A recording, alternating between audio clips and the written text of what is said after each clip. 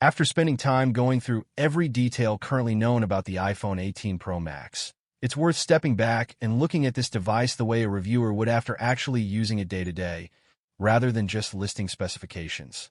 The first thing that stands out is how deceptively familiar this phone looks while feeling completely different to use. Pick it up next to last year's model, and the silhouette barely changes. The same 6.3-inch display footprint, a similar rear camera housing, and a design language Apple has clearly settled into. But that familiarity is exactly what makes the internal changes so interesting. The shrinking dynamic island is the kind of detail that sounds minor on paper, but becomes immediately noticeable in daily use. Every unlock, every video, every notification animation feels slightly more immersive with less black space intruding on the screen. The frosted, unified rear glass finish also changes how the phone feels in hand. More premium, more cohesive, less like two separate design decisions stitched together. Then there's the color story. And dark cherry is a genuinely bold move for a brand that tends to play it safe with its headline colors. It photographs beautifully in most lighting, though it's the kind of finish that will likely divide opinion sharply rather than earning universal praise.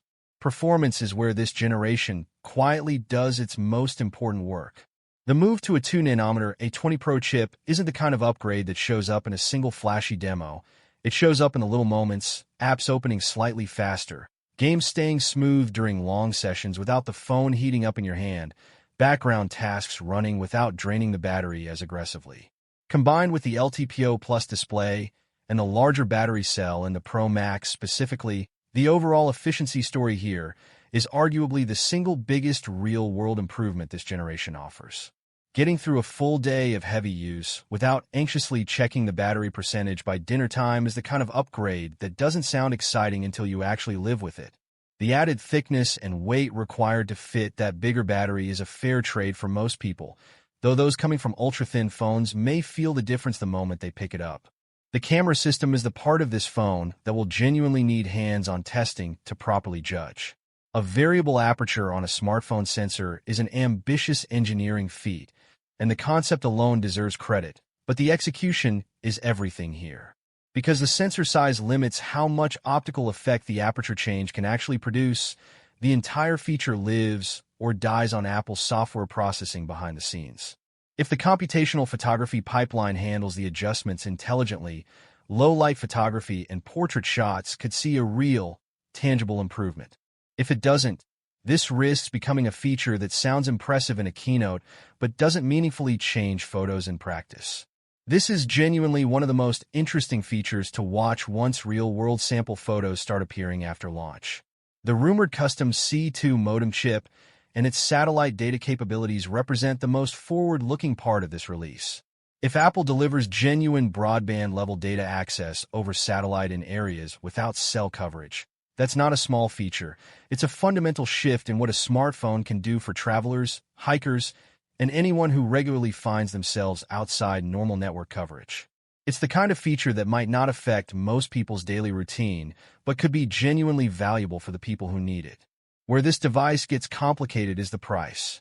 A jump towards $1,600 for the top configuration is a serious ask, and it's fair to feel some sticker shock even understanding that rising chip and memory manufacturing costs are largely driving the increase rather than pure profit expansion.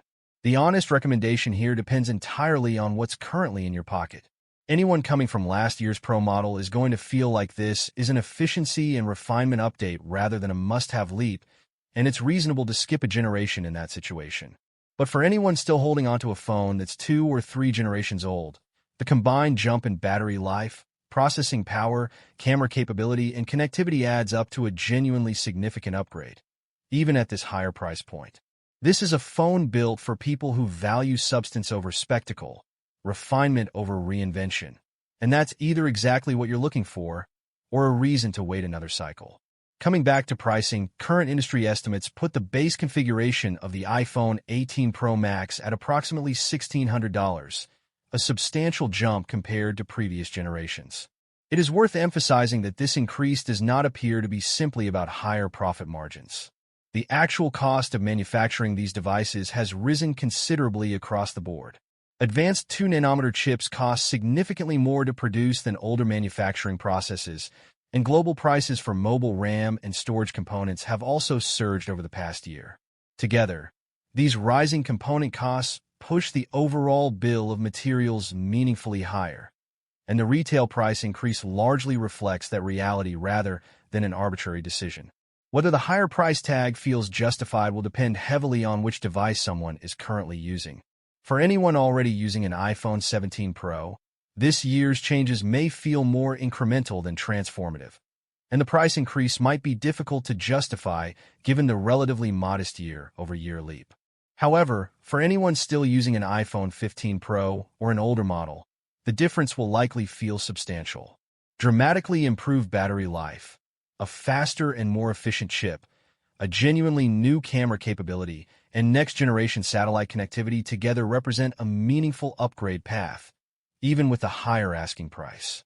Ultimately, this year's iPhone Pro Max appears to be a device built around meaningful internal improvements rather than a flashy external redesign, and for many users, that may end up being exactly the right kind of upgrade.